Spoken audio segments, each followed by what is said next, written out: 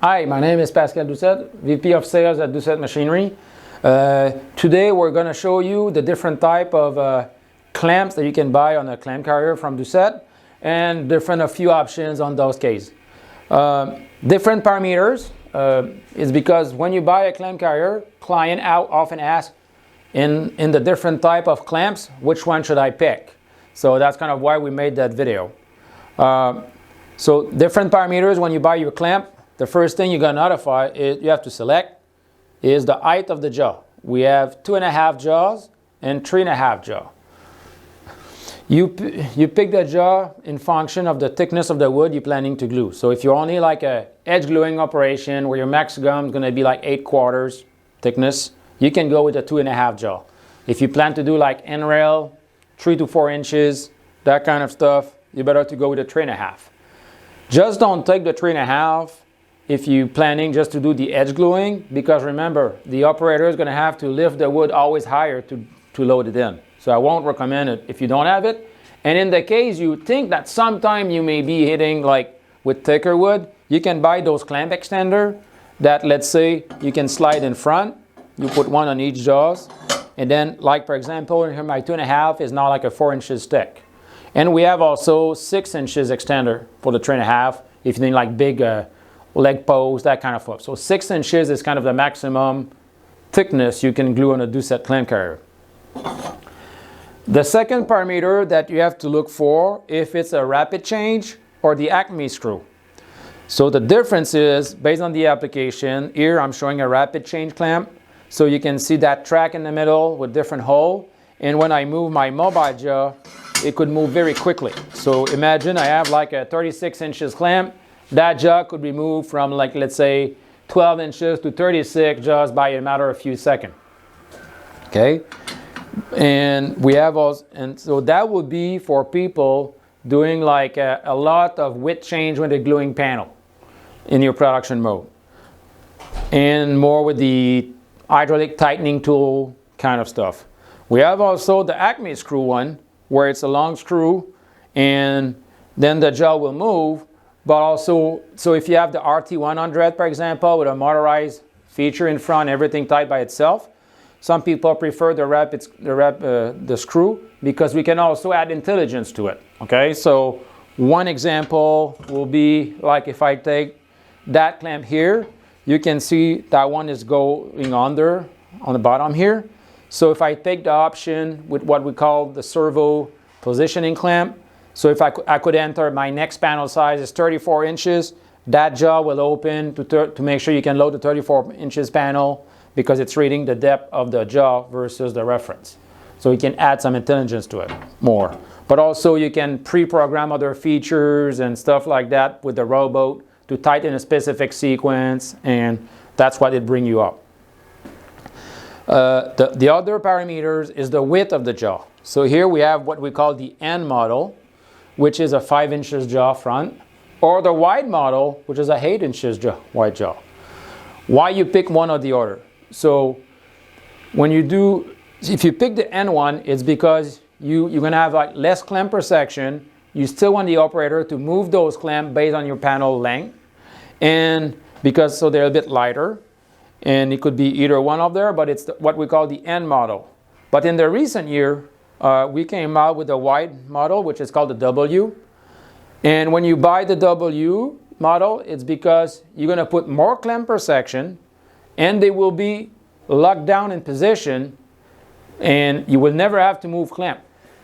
Meaning you're going to have about a 12 inches center between those clamps, and that means like operator never have to move them. They're just going to load the panel in. They always have a spot. The only thing is make sure the wood cover that hole every time. So your wood could be here until it passes 1 inch over. You're going to have a good gluing.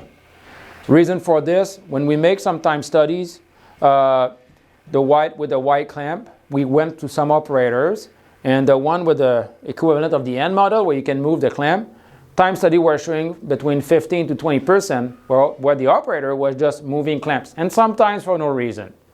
And then at the same customer, we put like just change the clamp, put the W, because now the operator were not moving the clamps, they were able to gain 15-20% more panel at the end of the day because they were just doing quicker cycle time.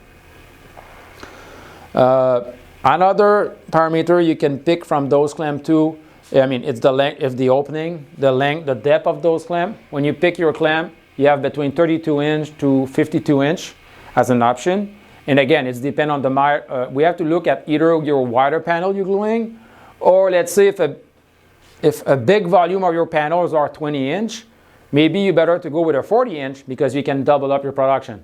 Remember, if you go too wide, that would be harder to reach, or you're gonna have like, it's gonna lose more time in setup or moving the jaws, versus that's why we have to guide you, or you can ask your rep about how much, but the popular size is like 40 inch, 36 inch. It's kind of the popular sizes most of the time.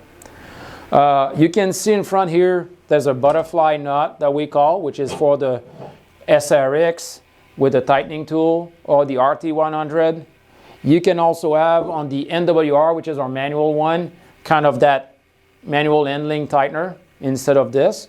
But even if you're having the manual clamps and you still want to use that butterfly nut, there's a pneumatic adapter, which is the same tightening tool that we have on our hydraulic tightening tool, except that one is made with a split collets, and you can install it, let's say, at the end of an impact or something, and that will match with the butterfly nut, basically. So tight it up. So it's kind of where that's an option you can buy. Also, one of the other features you can have is the panel flattener hold down device, or sometimes people will call it a telescopic tube. So when you do thin panel on an edge gluing operation, there's kind of a telescopic tube that you can put inside the clamp, and it will avoid any pop out when you're doing the tightening sequence. Okay, one thing that some of our users may have seen different from what the clamp they have today.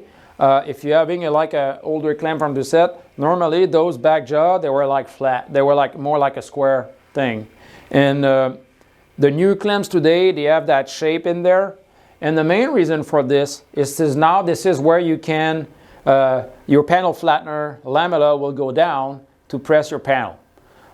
In the past, those clamps without that middle U shape, you were clamping on the edge of the clamp car, on the clamp itself, and it's less efficient than applying pressure right in front there where your wood is really landing on those two reference.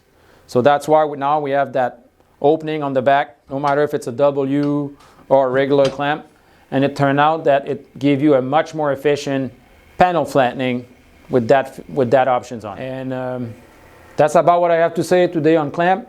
I hope you learned a lot on it. And if you have any questions, please feel free to ask your rep. Also, if you own Doucet clamp today and you feel like one of the options that we have shown is different than what you have, and you feel it's going to help you, just ask us, because there's something in there you can retrofit even in an existing clamp.